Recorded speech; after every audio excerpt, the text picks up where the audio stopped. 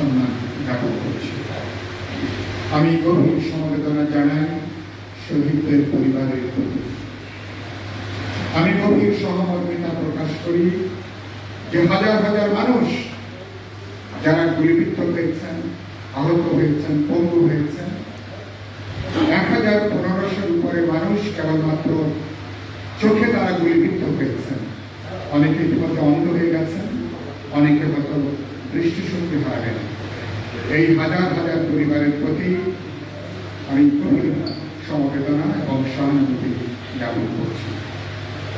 আমি অভিবাদন জানাই ছাত্র, তরুণ, সাধারণ মানুষ, শ্রমজীবী সাধারণ মানুষ, এবং যখন তাকে গ্রেপ্তার করছে পুলিশ ভ্যানে ওঠার পরে মা ভি চিহ্ন দেখাচ্ছে, কিশোর বাচ্চা ভি চিহ্ন দেখাচ্ছে। মা যখন বাচ্চাকে ভি চিহ্ন দেখায় বুঝতেই পারেন সে বাচ্চার মনে কতখানি সাহস জন্ম দেয়। এই প্রজন্ম এটাকে মুক্তিযুদ্ধের মতো করে তারা নিয়েছিলেন। এই প্রজন্মের স্বাভাবিকভাবে মুক্তিযুদ্ধে তারা গল্প শিখেছে, তারা তো অংশগ্রহণ করতে পারেনি। ফলে এবারকার যে প্রায় মুক্তিযুদ্ধের সময় আমি আমার শত শত বক্তৃতায় বলেছি, মুক্তিযুদ্ধের মতো আরেকটা জাগরণ, আরেকটা গণপ্রতিরোধ, আরেকটা গণসংগ্রাম, সেটা আমাদেরকে গড়ে তুলতে হবে। রাজনৈতিক দলগুলো ১৬ বছর ধরে জানবাদী লড়াই করে বিএনপি, গণতন্ত্র মঞ্চ, এখানে যারা বসে আছেন রাজনৈতিক নেতা, কর্মী, সংগঠক যারা আপনার সামনে আছেন, চিন্তা করেন গত ১৬ বছরে আপনাদের অধিকাংশের উপরে নির্যাতন, নিপীড়ন গেছে এবং আপনারা হাজার হাজার মামলায় লক্ষ লক্ষ আসামি, হত্যা, গুম, খুন, কিভাবে পুরো দেশটাকে একটা একদমের গৃহযুদ্ধের দিকে অন্যায়ভাবে তারা সেখানে তারা ফেলে দিয়েছিল। ফলে প্রত্যেকে আক্রান্ত হয়েছেন। ১৬ বছরের মানুষের এই বন্ধুত্ব ক্ষোভ, তার সাথে অর্থনৈতিক দুর্যোগ, সংসার চলে না, যখন দেখছে লক্ষ কোটি টাকা কিভাবে মাথা ঘুরতে দুর্নীতি করছে, এই বন্ধুত্ব ক্ষোভের আগুন যুক্ত হয়েছে ছাত্র তরুণদের কোটা সংস্কার বিরোধী আন্দোলনের সাথে।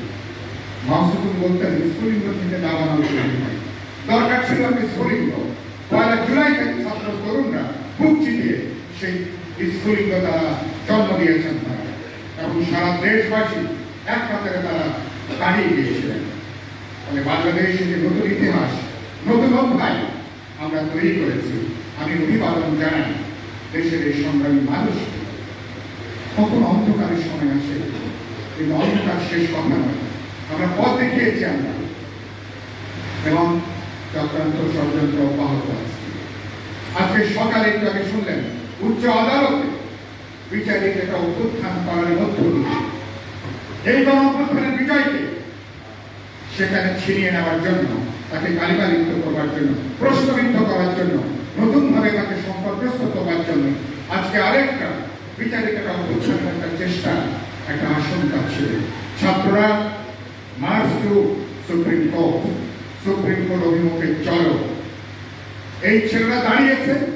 দলমত নির্বিশেষে আমাদের আইনজীবীরা, নাগরিকরা একসঙ্গে তারা দাঁড়িয়েছেন, এবং সেই বিচারিকের ষড়যন্ত্র আজকে তারা চেষ্টা করছিল, সেই ষড়যন্ত্রকে তারা ব্যর্থ করে দিয়েছেন।